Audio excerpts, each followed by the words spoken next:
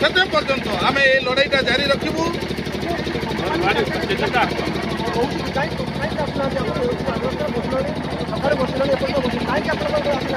ମୁଁ ଆପଣମାନଙ୍କ ମାଧ୍ୟମରେ କହିଦେଉଛି ଆଜ୍ଞା, ଜିଲ୍ଲା ପ୍ରଶାସନ ଆଉ ଡିସିଜିଏଲ୍ର କ'ଣ ମଧୁଚନ୍ଦ୍ରିକା ଅଛି, କ'ଣ ପ୍ରେମ ଅଛି, ସେଟା ଆପଣମାନେ ଜାଣିଛନ୍ତି। ସେମାନେ ଆଜି ପର୍ଯ୍ୟନ୍ତ ଆଦିବାସୀ ସକାଳୁ 5:30ଟାରୁ ଏଠି ରାସ୍ତାରେ ବସନ୍ତି, କିନ୍ତୁ ଜିଲ୍ଲା ପ୍ରଶାସନର ନିଦ ଭାଙ୍ଗୁନି। ତେଣୁ ଆପଣ ଜାଣିପାରୁଥିବେ ଡିସିଜିଏଲ୍ ଡାଲମିଆ ଭାରତ ସିମେଣ୍ଟ ଲିମିଟେଡ୍ର ମାଲିକ ଏବଂ ଅଧିକାରୀମାନେ କେଉଁପରି ହିସାବରେ ଜିଲ୍ଲା ପ୍ରଶାସନର ଅଧିକାରୀମାନଙ୍କୁ କ'ଣ ପ୍ରେମ କରିକି ଆଜି ଅଟକାଇଛନ୍ତି ଆମେ ବି ବୁଝିପାରୁନୁ।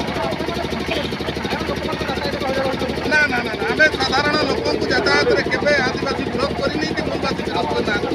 ଆମେ ସ୍କୁଲ ପିଲାଙ୍କୁ ଅନାୟାସରେ ଛାଡ଼ି ଦେଉଛୁ, ବୋଟ୍କୁ ଅନାୟାସରେ ଛାଡ଼ି ଦେଉଛୁ, ଆପଣ ଆମ୍ବୁଲାନ୍ସକୁ ଛାଡ଼ୁଛୁ, ଯେଉଁମାନେ ଏରୋପ୍ଲେନ୍ରେ ଯାଉଛନ୍ତି ଝାରସୁଗୁଡ଼ା ବସିବା ପାଇଁ ତାଙ୍କୁ ମଧ୍ୟ ଛାଡ଼ି ଦେଉଛୁ। ଆଦିବାସୀ ମୂଲବାସୀ କେବେ ଆଜ୍ଞା ଅଶାନ୍ତି କରନ୍ତି ନାହିଁ।